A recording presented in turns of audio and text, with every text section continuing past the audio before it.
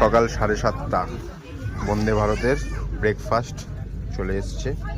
আমরা veggie order করেছিলাম, তো দেখি খুলে কি আছে। প্রদীপ যেহেতু ননভেজ ম্যান, তো ননভেজের মধ্যে কি কি পেয়েছে দেখো। দুটো ব্রেড আছে, একটা অমলেট কই? আচ্ছা, এর ভেতরে একটা অমলেট আছে, আর কিছু এই ভেজিটেবলস আছে, বয়েলড ভেজিটেবল।